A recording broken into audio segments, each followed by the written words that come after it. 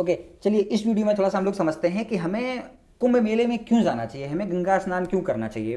देखिए पिछली वीडियो मैंने आपको बताया था कि गंगा स्नान करने से हमारे कोई पाप वगैरह नहीं धुलते हैं, मतलब इसके पीछे कोई लॉजिक नहीं था। तो वो वीडियो अगर आपने नहीं देखा तो आप जाकर के यूट्यूब पे वीडियो देख सकते हैं, ठीक है। अब यहाँ हम बात करते हैं कि हमें क्यों जाना चाहिए, फिर अगर हमारा पाप भी नहीं धुलाता है तो हमें फिर गंगा स्नान क्यों करना चाहिए, क्यों जाना चाहिए। देखिए इसके पीछे मैं कुछ साइंटिफिक लॉजिक्स देने वाला हूँ, और हर चीज़ के पीछे कोई ना कोई लॉजिक होता है, कोई ना कोई साइंटिफिक लॉजिक होता है। अगर आपको भी कोई बोले कि भाई आप यहाँ चले जाओ, ये कर लो, ऐसे हो वैसे हो, तो आप हर चीज़ के पीछे लॉजिक ढूंढते हो, भाई क्यों क्यों, मतलब मैं करूँ क्यों, मैं जाऊँ क्यों, मैं खाऊँ क्यों, मैं पहनूँ, तो हर चीज़ के पीछे लॉजिक होता है। तो इसके पीछे भी बहुत डीप लॉजिक है, एकदम साइंटिफिक लॉजिक है, और वेल रिसर्च लॉजिक है। इन पे डीप रिसर्च की गई है कि हमें कुंभ मेला जाना चाहिए और सबको जाना चाहिए। ऐसा नहीं है कि सिर्फ हिंदू को, हिंदू मुस्लिम, मतलब किसी भी कास्ट का हो, कोई भी हो, किसी भी रिलीजन, किसी भी धर्म, किसी भी संप्रदाय समुदाय से हो, सबको गंगा स्नान एक बार करना चाहिए। मतलब एक बार नहीं, मतलब आप जितनी बार भी जा सकते हो, कोई इशू नहीं है, बट एटलीस्ट एक बार तो जाना ही जाना चाहिए, ठीक है। अब क्यों जाना चाहिए, इसके पीछे वैसे साइंटिफिक लॉजिक है, उनको इस वीडियो में कवर करने वाले हैं। देखिए मैं आपसे थोड़ा सा रिक्वेस्ट करूंगा कि प्लीज़ आप पेन और पेपर लेके बैठ जाइए, ताकि जो भी मैं पॉइंट्स आपको बोलूँ सारे पॉइंट्स को आप देखते चलिए, मतलब जो हाईलाइटेड पॉइंट्स हैं, ताकि आपको याद रह सके। और कल को अगर आपसे कोई काउंटर करे, आपसे कोई पूछे कि भैया गंगा स्नान करने क्यों जा रहे हो, या फिर आप गंगा कुंभ मेले में क्यों जा रहे हो, तो आप उनको जवाब दे सको, आप उनको काउंटर कर सको कि इस वजह से हम जाते हैं, ठीक है। तो ये थोड़ा सा एजुकेशनल वीडियो होने वाला है। और एक्चुअली प्रॉब्लम क्या है ना कि मेरे पास उतना टाइम नहीं होता है कि मैं वीडियो को एडिट करूँ, मैं यहाँ पे टेक्स्ट लगाऊँ, मैं यहाँ पे एनिमेशन लगाऊँ, इमेज लगाऊँ।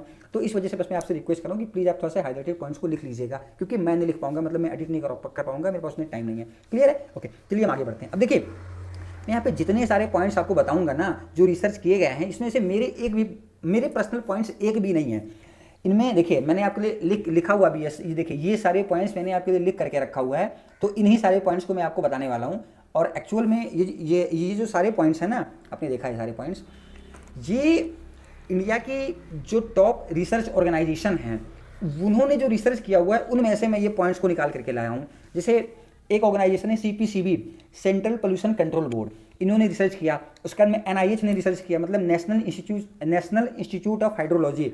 उसके बाद में इसरो ने इस पर रिसर्च किया, इंडियन स्पेस रिसर्च ऑर्गेनाइजेशन है। उसके बाद में जियोलॉजिकल सर्वे ऑफ इंडिया। उसके बाद में NJDA, national journal of dermatology. ये जो 5-6 संस्थाएं मैंने आपको बताई, इन 5-6 संस्थाओं ने इस पर वेल रिसर्च किया कि क्या कुंभ स्नान करने से कोई फ़ायदा है, अगर फ़ायदा है तो क्या फ़ायदा है, तो वो फ़ायदाओं के बारे में आपको बताने वाला हूँ। तो इसमें मेरा पर्सनल कोई भी वर्ड नहीं है, ठीक, क्लियर है। और ये जो सारी रिसर्च पेपर हैं ये मैं आपको नीचे डिस्क्रिप्शन बॉक्स में दे दूंगा, तो वहाँ से आप इसको डाउनलोड करके मतलब आप इसको रीड कर सकते हो, कोई इशू नहीं है। क्लियर है, आई होप यहाँ तक आपको समझ आ गया। अब हम वीडियो में आगे बढ़ते हैं। देखिए सबसे पहले हम थोड़ा सा हिस्ट्री देखने वाले हैं, थोड़ा सा हिस्ट्री, ताकि हिस्ट्री से फिर आपको आगे और ज़्यादा चीज़ें क्लियर हो जाएंगी। कुंभ मेला का शुरुआत होता है आज से लगभग 1200 साल पहले। एक हिंदू फिलोसफर थे जिनका नाम था आदि शंकराचार्य जी। तो आदि शंकराचार्य जी महाराज ने आज से 1200 साल पहले, लगभग 8th सेंचुरी के आसपास, इनके माइंड में ऐसा सवाल आया कि यार आजकल क्या हो गया ना कि जहाँ पे जो रह रहा है उसको लग रहा है वही मेरी दुनिया है। जैसे मेढक, अभी मेढक क्या होता है, मेढक को अगर आप देखेंगे तो वो एक कुएं में रहता है, तो उसको लगता है बस कुआं ही पूरा दुनिया है। लेकिन जब वो कुएं से बाहर निकलता है तो उसकी बुद्धि खुलती है, यार मतलब कुआं ही पूरा दुनिया नहीं है, तो कुएं से बाहर बहुत बड़ी दुनिया है। तो ऐसे आज के 1000-1200 साल पहले जब कोई कम्युनिकेशन वे नहीं था, मतलब जैसे अभी है तो इंटरनेट है, टीवी है, मोबाइल है, लैपटॉप, दुनिया भर की चीज़ें ना, फ़ोन है, आपके सोशल मीडिया है, तो इंटरेक्शन करने के लिए तो आपको पूरी दुनिया के बारे में पता होता है। पर आज के 1200 साल पहले किसी को कुछ नहीं पता होता था। तो उन्होंने फिर क्या, उनको दिमाग में ये सवाल आया कि यार जो लोग जहाँ पे हैं उनको लग रहा है वही दुनिया है, जो जहाँ तक जा पा रहा है, जो जहाँ तक देख पा रहा है उसको लग रहा है वही दुनिया है। तो उनका ये एक बोल सकते हो मोटिव था कि नहीं, मैं लोगों को रियलिटी बताऊं, मैं लोगों तक सच पहुंचाऊं कि जो आप देख रहे हो, जहां तक आप पहुंच रहे हो वही दुनिया नहीं, उसके आगे भी और दुनिया है, और भी कई सारे सोसाइटी हैं, कई सारे समुदाय हैं, कई सारे लैंग्वेज हैं, कई सारे, मतलब है ना, आप समझ सकते हो कि अलग अलग चीज़ें हैं। तो उनको सबको बताना था। तो उनके माइंड में एक सोल्यूशन आया कि हम ऐसा करते हैं कि हम एक मेला लगाते हैं। देखिए मेला ये जो शब्द है ना, मेला शब्द ही अपने आप में बहुत कुछ आपको बता रहा है। मेला मतलब होता है मेल, मतलब लोगों को, मेल मतलब मिलना, तो मेला मतलब होता है मिलना। तो उनके दिमाग में क्या है कि हम मेला करवाते हैं, मतलब मिलाते हैं लोगों को, मतलब गेट टुगेदरिंग करवाते हैं ना। तो उन्होंने फिर सोचा कि चलो कहीं पे लगाते हैं, बट कहीं पे मतलब कहाँ भाई, मेला अगर मान लो लगाने का विचार आया तो कहीं तो लगाएंगे, कहाँ लगाएंगे। तो उनके माइंड में जो सबसे पहला विचार आया वो आया प्रयागराज। अब प्रयागराज क्यों आया था, देखिए हो सकता है मतलब उन्होंने रिसर्च किया हो इस पर, क्या पता उस टाइम पे उनके पास क्या टेक्नोलॉजीज थी, क्या रिसर्च करके, या रैंडम बस ऐसे प्रयागराज को चूज कर लिया गया, किसी को नहीं पता। देखिए प्रयागराज के अलावा और भी बाकी 3 जगहों पे कुंभ लगते हैं, मतलब टोटल 4 कुंभ लगते हैं, तो बाकी और भी 3 जगहों पे कुंभ लगते हैं, नासिक, हरिद्वार, उज्जैन और प्रयागराज। लेकिन उन तीनों पे क्या लॉजिक्स है उनके बारे में बाद में बात करेंगे, अभी यहाँ हम सिर्फ प्रयागराज पे बात करते हैं। तो उन्होंने जब प्रयागराज को क्यों चूज किया था वो उस समय किसी को नहीं पता, या तो हो सकता है रैंडम चूज किया हो, या हो सकता है कि उन्हें कुछ ऐसा पता हो प्रयागराज के बारे में जिस वजह से उन्होंने प्रयागराज चूज किया। लेकिन अभी जब रिसर्च किया जा रहा है तो अभी जब पता ये चल रहा है कि उन्होंने जो प्रयागराज का लोकेशन चूज किया था ना वो एकदम बेस्ट डिसीजन था। मतलब प्रयागराज में मेला लगवाना, प्रयागराज को सेंटर बना करके चारों तरफ से लोगों को बुलाना उनका सबसे बेस्ट डिसीजन था।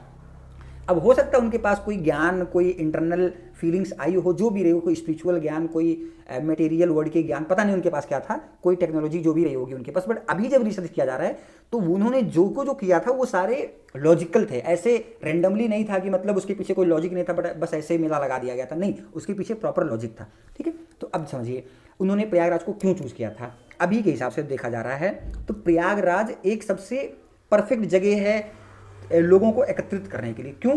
क्योंकि यहाँ पे 3 नदियों का संगम हो रहा है। देखिए मैं स्पिरिचुअल लेवल पे बात नहीं कर रहा हूँ, मैं यहाँ पे साइंटिफिक लेवल पे बात कर रहा हूँ, बात को समझना है। मैं ये नहीं बता रहा हूँ कि 3 नदियों का संगम है तो यहाँ पे मेला लगाओ, तो ऐसा नहीं है। दुनिया में और भी कई सारे जगह हैं जहाँ पे 3 क्या 4 5 6 नदियाँ आकर के इकट्ठा मिल रही हैं, वहाँ पे तो कोई मेला नहीं लगता है, बट प्रयागराज में ही मेला क्यों लगाया जा रहा है, इसके पीछे की लॉजिक्स को मैं भी आपको बता रहा हूँ, टेंशन मत लो यार, बैठे हो थोड़ा सा। ठीक है, अब देखो प्रयागराज में 3 नदियों का संगम है, गंगा, यमुना, सरस्वती।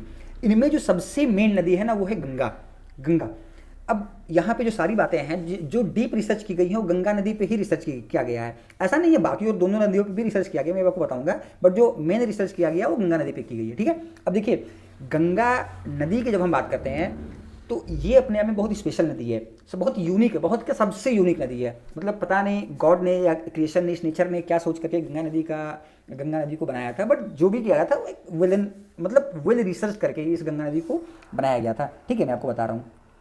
देखिए गंगा नदी पे जब रिसर्च किया गया तो इसमें यह पाया गया कि गंगा नदी में एक वायरस मिलता है जिसको हम बोलते हैं बैक्टीरियोफेज। ये बैक्टीरियोफेज नामक वायरस और किसी नदी में नहीं पाया जाता है गंगा के अलावा। हाँ, और नदियों में पाया जाता है बट बहुत लिमिटेड पाया जाता है, कहीं गलती से देख लिया गया तो वो एक अलग बात है।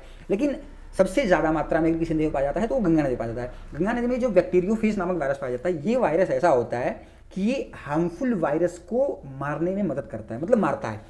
जो नेचर के लिए जो वायरस हार्मफुल है, अब नेचर मतलब चाहे ह्यूमंस हो गया या फिर एक्वेटिक एनिमल्स जो पानी के अंदर रहने वाले हैं, तो जितने भी मतलब जो ये नेचुरल चीज़ें हैं, ये नेचर को मारने में जो वायरस नेचर के लिए खतरनाक होता है उस वायरस को ये वायरस मारता है। कौन सा वायरस मारता है?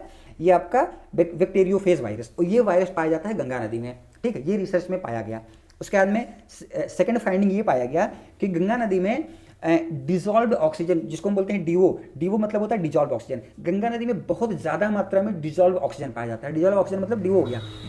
ये बाकी नदियों के कंपैरिजन में गंगा नदी में डिजॉल्व ऑक्सीजन बहुत ज़्यादा। डिजॉल्व ऑक्सीजन मतलब वो ऑक्सीजन जो पानी में भी घुला हुआ है। ठीक है, अब ज़्यादा डिजॉल्व ऑक्सीजन होने की वजह से यहाँ पे क्या है, एक्वेटिक लाइफ बढ़ जाती है। मतलब जो पानी में रहने वाले जानवर हैं इनका संख्या बढ़ जाता है, क्योंकि ये इनके लिए हेल्पफुल होता है। भाई ज़्यादा ऑक्सीजन होगा तो उनके लिए ज़्यादा हेल्पफुल होगा, उनकी लाइफ स्पेन भी ज़्यादा हो जाती है। फिर मतलब उनमें एक हिसाब से बोल सकते हो कि उनका प्रोडक्शन भी ज़्यादा हो जाता है। तो गंगा नदी में डिजॉल्व ऑक्सीजन ज़्यादा होने की वजह से यहाँ पे एक्वेटिक लाइफ ज़्यादा है। मतलब बाकी नदियों के कंपैरिजन में गंगा नदी में 25 गुना ज़्यादा डीओ है, 25 गुना ज़्यादा डिजॉल्व ऑक्सीजन है। तो इसके वजह से बाकी नदियों के कंपैरिजन में गंगा नदी में एक्वेटिक एनिमल्स जो होते हैं, पानी में रहने वाले जानवर, वो लगभग 20 से 22 गुना ज़्यादा जानवर हैं यहाँ पे। मान लो अगर किसी नदी में अगर आपने, मान लो एग्जांपल समझते हैं, ऐसा तो होता नहीं है, पर मान लो किसी नदी में अगर आपने देखा कि मान लो अगर लेट से 100 मछलियाँ हैं तो अब यहाँ पे बोल सकते हो कि यहाँ पे लगभग 2000 से 2200 मछलियाँ होंगी। मतलब एक एग्जांपल मैंने दिया ना, ऐसा समझ सकते हो आप। मतलब यहाँ पे एक्वेटिक एनिमल्स ज़्यादा मिलते हैं क्योंकि यहाँ पे उनके रहने योग्य जो चीज़ें चाहिए वो यहाँ पे ज़्यादा मिलती हैं। क्लियर है? अब इन सबका यूज़ मैं अभी आपको आगे बताऊँगा कि इन सबका यूज़ हमारे ह्यूमन्स पे कैसे पड़ता है। ठीक है, उसके बाद में तीसरी फाइंडिंग्स ये पाया गया कि गंगा नदी के पानी में मिनरल्स, आयुर्वेदिक मिनरल्स और मेडिकल प्रॉपर्टी जिसमें बहुत ज़्यादा पाई गई। तो इस वजह से क्या हो रहा है कि ये जो पानी है ये ह्यूमंस के साथ साथ प्राकृत में रहने वाले लगभग सभी क्रिएचर के लिए ये पानी बहुत ज़्यादा हेल्पफुल है। बाकी नदियों का पानी क्या होता है कि ह्यूमंस के लिए पीने योग्य नहीं होता है, हेल्पफुल नहीं होता है, उसको पीने से कोई ना कोई बीमारी हो सकती है। लेकिन ये जो नदी का पानी है, इस नदी के पानी को पीने से ना तो ह्यूमंस को और ना ही और किसी स्पीशीज़ को कोई नुकसान नहीं होने वाला है। मतलब इसके पानी को कोई भी पी सकता है। अब पीने से मेरा मतलब ये है कि अभी जो गंगा नदी का पानी, जैसे बोलो प्रयागराज, तो प्रयागराज में गंगा नदी के पानी पीने योग्य नहीं है। रियलिटी में बता रहा हूँ क्यों, क्योंकि जिस रास्ते से प्रयागराज तक पानी आ रहा है ना, उस बीच में काफ़ी सारे इंडस्ट्रियल एरिया हैं, मतलब जो इंडस्ट्रियल डंप्स उसमें गिराए जाते हैं, फूल माला बहुत सारी चीज़ें गिरा करके पानी को ज़्यादा गंदा कर दिया गया है, बहुत ज़्यादा गंदा कर दिया गया। लेकिन हाँ, पहाड़ों में अगर आप जाकर के देखोगे तो जो गंगा नदी का जो शुद्ध पानी है, जिसमें कोई इंडस्ट्रियल वेस्ट नहीं डाला होता है, वो पानी पीने योग्य होता है। बाकी नदियों के पानी में उतने मिनरल्स, उतने आयुर्वेदिक बोल सकते हो, मतलब आयुर्वेदिक मिनरल्स उतने ज़्यादा नहीं मिलते हैं कंपेरिजन टू गंगा। ठीक है, ये फाइंडिंग्स यहाँ से निकल करके आई। उसके बाद में गंगा नदी में ये पाया गया कि गंगा नदी में सेल्फ क्लीनिंग एबिलिटी है, मतलब खुद से खुद के पानी को क्लीन करने की एबिलिटी है। यानी गंगा नदी को अगर थोड़ा सा भी अगर आप गंदा कर दोगे तो, मतलब अगर मान लो गंगा नदी है, उसमें अगर आपने लेट से कोई बैक्टीरिया, वायरस या कोई चीज़ इंजेक्ट कर दिया, कोई फूल माला थोड़ा सा गिरा दिया, तो उसके अंदर ये कैपेबिलिटी है कि वो अपने पानी को खुद से क्लीन कर लेगा। हाँ, अगर आप ज़्यादा ही गिरा दोगे तो फिर वो अलग चीज़ें हैं भाई। ज़्यादा तो दुनिया में कुछ भी किसी के लिए अच्छा नहीं होता है। आप खाना भी खा रहे हो, थोड़ा सा लिमिटेड खाओगे, लेकिन गुड़े ज़्यादा खा लोगे तो फिर नुकसानदेह है, तो वो तो एक अलग मैटर है। बट गंगा नदी में खुद से खुद को क्लीन करने की एबिलिटी है, और ये मैं अपने आप से बता रहा हूँ, ये सारे साइंटिफिकली प्रूवन है। मैं आपको लिंक्स नीचे डिस्क्रिप्शन में दे दूंगा, वहाँ से जाकर रीड कर लेना। क्लियर है? तो आई होप ये चीज़ आपको समझ में आ रही होगी। इसके बाद में अच्छा हाँ, और इस जो देखिए गंगा नदी में जो ये सेल्फ क्लीनिंग एबिलिटी है ना, इस वजह से गंगा नदी का पानी कभी भी खराब नहीं होता है। आपने देखा भी होगा कि हमारे जो बूढ़े बुजुर्ग भी होते थे, वो गंगा नदी का पानी ला करके इसको बोलते भी थे कि ये पानी खराब नहीं होता है, लेकिन इसके अंदर सेल्फ क्लीनिंग एबिलिटी होने की वजह से पानी खराब नहीं होता, कभी खराब नहीं होता है। आप इसको आज ले आओ, मतलब आज इसको कितने साल भी रखो, किसी भी जगह पे रखो, है ना, ठंडे गर्म या किसी भी टेम्परेचर में रखो, ये पानी खराब नहीं होने वाला है, क्योंकि इसमें जो खराब होने वाले बैक्टीरिया जैसे ही पनपते हैं ना, ये खुद को मार देता है। मतलब जैसे हमारे अंदर जो होता है ना, जो कोरोना काल में जब हमारे अंदर जैसे बोला गया था इम्यूनिटी, जब है ना, मतलब जिसका इम्यूनिटी पावर इतना स्ट्रांग था, या बोल सकते हो जो दूसरी बीमारियों से लड़ने की जो कैपेसिटी होती है हमारे अंदर, तो जिसका जितना स्ट्रांग था उसको कोरोना वायरस कुछ नहीं कर पाया, जिसका थोड़ा सा कमजोर था, वीक था, वो कोरोना वायरस से इन्फेक्ट हो गया था। तो इसी तरीके से गंगा नदी है, गंगा नदी के पानी का बोल सकते हैं इम्यूनिटी बहुत स्ट्रांग है, वो इतना स्ट्रांग है कि उस पर बाकी वायरसेस अटैक नहीं कर पाते हैं। वो कोई गंदा भी करता है तो उसको साफ कर देते हैं। क्लियर है? और ये साइंटिफिकली प्रूवन है। उसके बाद में गंगा नदी में हाँ देखिए, गंगा नदी में स्नान करने से, नहाने से आपके स्किन के जो प्रॉब्लम्स हैं वो सॉल्व हो जाते हैं। यानी अगर आपको कोई बीमारी, अगर आपकी स्किन पे कोई बीमारी है तो वो ठीक हो जाते हैं। क्योंकि देखिए, ये जो मैंने आपको एक संस्था बताया था ना, ऊपर में आपको नाम बताया था NJDA, national journal of dermatology. तो ये जो संस्था है, इसने रिसर्च करने के बाद में ये निकाला कि स्किन प्रॉब्लम ज़्यादातर गंगा नदी में नहाने से ठीक हो जाते हैं। स्किन प्रॉब्लम मतलब खुजली, दाद, अभी वो तो एक अलग सब्जेक्ट है, बट हाँ ये चीज़ें पाई गई हैं कि क्योंकि उसमें जो वायरसेस होते हैं, मतलब जिसमें जो बैक्टीरिया वायरस होते हैं ना, जो हमारी स्किन इन्फेक्शन में, वो गंगा नदी में जब जाते हैं तो वो गंगा नदी के वायरस, जो गंगा नदी में जो वो बैक्टीरियोफेज नामक वायरस मिलता है, वो उस वायरस को किल कर देता है। क्लियर है? तो इस वजह से भी आपको गंगा स्नान करना चाहिए। क्लियर है? तो आई होप क्या आपको समझ में आएगा। उसके बाद में देखिए ऐसा हाईली मटेरियल रिच और हाँ ओके, हाँ एक और पॉइंट्स था, वो मैं देख रहा था। देखिए एक्चुअली सारे पॉइंट्स मैंने आपको लिखे हुए थे, तो वही सारे पॉइंट्स हैं। ऐसा हाईली मटेरियल रिच और एंटी बैक्टीरियल। अब देखिए क्या हो रहा है कि जो ये मैंने आपको 5-6 पॉइंट्स बताए, ये जो 5-6 पॉइंट्स हैं, इनको जब हम ह्यूमन से रिलेट करते हैं तो ये सारे चीज़ हमारी उपयोगी हैं। जैसे मान लो बैक्टीरियल फेज वायरस हो गया, है ना, हाई डीओ हो गया, ज़्यादा डीओ होने से, है ना, डिजॉल्व ऑक्सीजन ज़्यादा होने से भी हमारे लिए हेल्पफुल है। उसके बाद में इसमें ऐसे जो मिनरल्स पाए जाते हैं वो भी हमारे लिए मतलब बेनिफिशियल है, हार्मफुल नहीं, बेनिफिशियल हैं।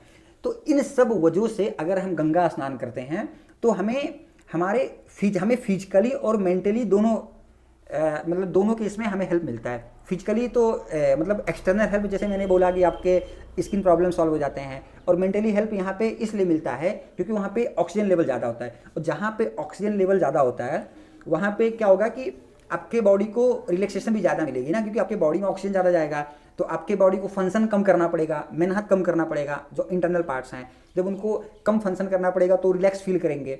तो मतलब आपको फिजिकली और मेंटली दोनों दोनों केसेस में बहुत ज़्यादा बेनिफिशियल होता है अगर आप गंगा तट पे जा करके बैठ करके वहाँ मेडिटेशन वगैरह करते हो। मतलब गंगा किनारे बैठ करके अगर आप मेडिटेशन करते हो, वहाँ पे 2-4 दिन समय बिताते हो, तो इससे आपको फिजिकली, और अगर आप गंगा स्नान करते हो, इससे आपको फिजिकली और मेंटली दोनों फायदे होते हैं। तो आई होप कि आपको समझ में आ गया होगा। ऊपर जो मैंने आपको 5-6 पॉइंट बताया, उससे अगर आप रिलेट करोगे ह्यूमन्स को, तब आपको समझ में आएगा कि हाँ, हमें गंगा स्नान क्यों करना चाहिए। क्लियर है?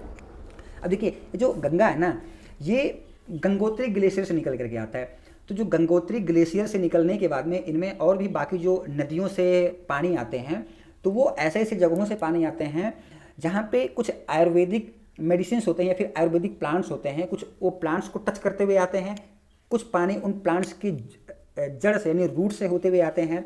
तो इस वजह से गंगा ऐसा बना है। मतलब बोल सकते हो कि आयुर्वेदिक प्लांट्स के टच में रहने की वजह से गंगा का पानी इस तरीके से बना है कि इनमें ये गुण देखने को मिलती हैं। क्लियर है? तो ये कि आपको समझ में आएगा। ओके, अब हम बात करेंगे यमुना नदी की। तो देखिए, यमुना नदी में भी DO बहुत ज़्यादा पाया जाता है। जो डिजॉल्व ऑक्सीजन है, ये बहुत ज़्यादा पाया जाता है बाकी नदियों के कंपेरिजन में। लेकिन इसमें एक थोड़ा सा प्रॉब्लम क्या है कि इसमें जो सेल्फ क्लीनिंग एबिलिटी नहीं है। ठीक है, खुद से खुद को साफ करने की एबिलिटी इस नदी में नहीं है। और जो ये यमुना नदी है, ये यमुनोत्री ग्लेशियर से आती है। ठीक है, इसमें खुद से खुद को साफ करने की एबिलिटी ना होने की वजह से इस पानी को जहाँ पे गंदा कर दिया जाता है, उसके आगे फिर वो पानी गंदा हो जाता है। जैसे मान लो यहाँ से पानी आ रहा था, अब यहाँ पे अगर कोई इंडस्ट्रियल एरिया है, उसने मान लो इसमें कुछ डंप गिरा दिया, तो अब यहाँ पे डंप गिराने का मतलब यहाँ से जब ये आगे जाएगा, तो ये पानी यहाँ पे अगर कोई उसको यूज़ करेगा पानी को, तो उसके लिए नुकसानदेह हो सकता है। ठीक है, आई होप कि आपको समझ में आ गया होगा। तो इसलिए ये यमुना नदी गंगा नदी के इतना अच्छा नहीं, मतलब जितना अच्छा पानी गंगा नदी का है, उतना परफेक्ट यमुना नदी का पानी अभी फिलहाल के लिए नहीं है। हो सकता है कि आज से 1000-1200 साल पहले, 1300 साल पहले जब आदि शंकराचार्य जी ने इस पर रिसर्च किया हो, तो हो सकता है उस टाइम पे ये एबिलिटी इस नदी के अंदर भी रही हो, सेल्फ क्लीनिंग की एबिलिटी। क्योंकि ये सेल्फ क्लीनिंग की एबिलिटी तो तब आएगी ना जब जो आयुर्वेदिक प्लांट्स है वो पानियाँ टच होते हुए आएंगी। तो क्या पता समय अनुसार वो प्लांट्स अभी सूख गए हों, डेड हो गए हों, क्योंकि बहुत सारी चीज़ों बदलती रहती है ना। 1200-1300 साल बहुत ज़्यादा होता है। तो 1200-1300 सालों में हो सकता है कि यमुना नदी जिस रास्ते से आ रही हो, उस रास्ते में वो सारे जो आयुर्वेदिक प्लांट्स हैं वो सूख गए हों, जिस वजह से अभी यमुना नदी का पानी उस वैसा नहीं है जैसा गंगा का पानी है। ठीक है, पहली चीज़। दूसरी बात क्या और हो सकता है कि अभी जो गंगा नदी का पानी है ये और भी ज़्यादा बेटर रहा हो आज से 1200-1300 साल पहले, क्योंकि ये पॉसिबिलिटीज़ हैं। क्योंकि देखिए, ग्लोबल वार्मिंग वगैरह जिस तरीके से बढ़ रही हैं, जो इन्वायरमेंटल चेंज जैसे हो रहा है, बहुत सारी प्लांट्स डेड हो गई, बहुत सारी स्पीशीज़ खत्म हो गई हैं। तो चांसेस है कि हो सकता है गंगा नदी इससे और बेटर रही हो। क्लियर है? तो ये क्या आपको समझ में आ गया। उसके बाद अगर हम बात करें सरस्वती नदी की, तो देखिए जो सरस्वती नदी है ये लगभग 4000 से 5000 साल पहले लुप्त हो चुकी है। मतलब 4000 से 5000 साल पहले ये नदी पूरी सूख चुकी है, गायब हो चुकी है।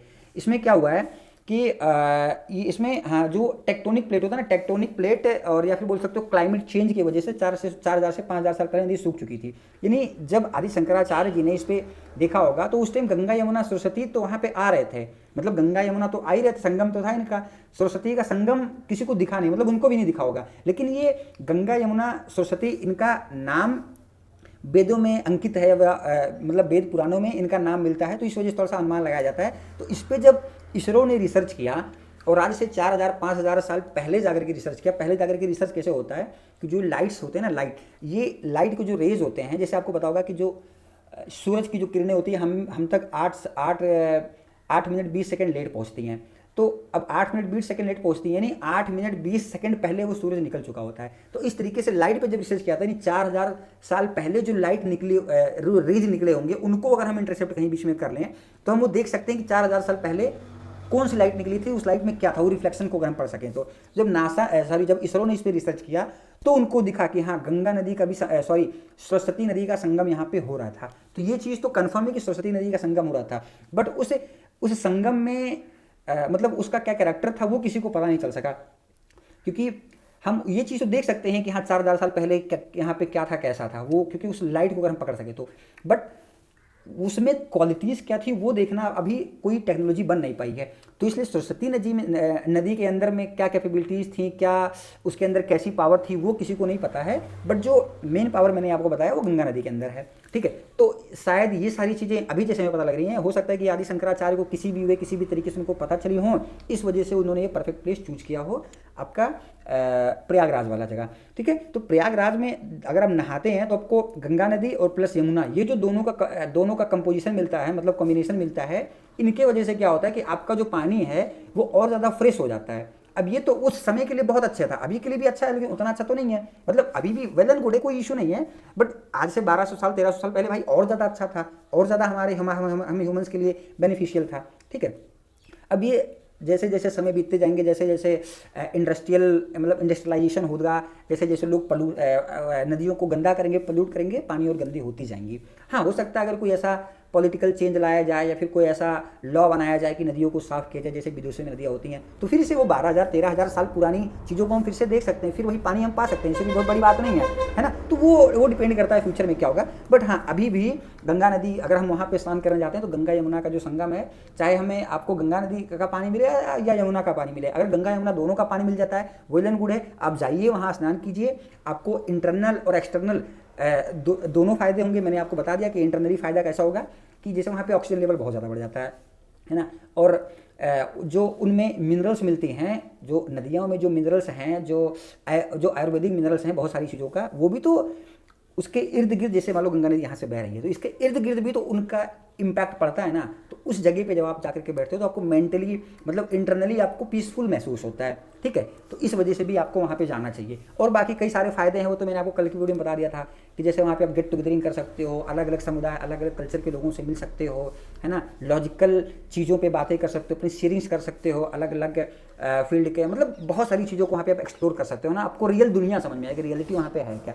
इस वजह से आपको गंगा नदी में स्नान करना चाहिए, आपको प्रयागराज जाना चाहिए। क्लियर है। बट हाँ, थोड़ा सा एक बात ध्यान में रखें कि इस मकसद से मत जाएं कि मुझे पहले स्नान करना है, मुझे पाप धुलना है, मैं किसी को तकलीफ दे करके स्नान कर लूँ, ये सब बेवकूफ़ियों वाली भरी बातें हैं, इन सब पे ट्रस्ट मत करें। चाहे आज आप स्नान करें, मान लो आप चाहे आज स्नान करें या 10 दिन बाद स्नान करें, कोई फ़र्क नहीं पड़ रहा है। ठीक है, पर हाँ, जब तक कुंभ है तब तक आप जाएं, ताकि थोड़ा सा आपको लोगों के साथ इंटरेक्शन भी हो जाएगा ना, अलग अलग सोसाइटी कम्युनिटी के लोगों के साथ आपका इंटरेक्शन भी हो जाएगा। क्लियर है। तो आई होप कि आपको बहुत, देखिए मैंने बहुत ईजी वे में आपको समझाया, एकदम ऐसे समझाया कि जैसे कोई इंसान आपसे बात कर रहा हो, इस वे में। मैं आपको टेक्निकल टर्म्स में नहीं लेके गया, मैं आपको कोई बहुत हार्डवेयर नहीं, मतलब मैंने आपको एकदम इजी वर्ड्स में समझा दिया। तो आई होप कि आपको समझ में आ गया होगा। और बाकी देखिए इसको लेकर के आपके क्या सोच है, अभी जो भी आप सोचते हैं इसके रिगार्डिंग, प्लीज़ आप नीचे कमेंट सेक्शन में बताइए, ताकि थोड़ी मुझे पता चल सके कि आप भी इसके बारे में क्या सोचते हैं। ठीक है, और ठीक है, चलिए फिर मिलते हैं इसके नेक्स्ट वीडियो में, तब तक के लिए जय हिंद।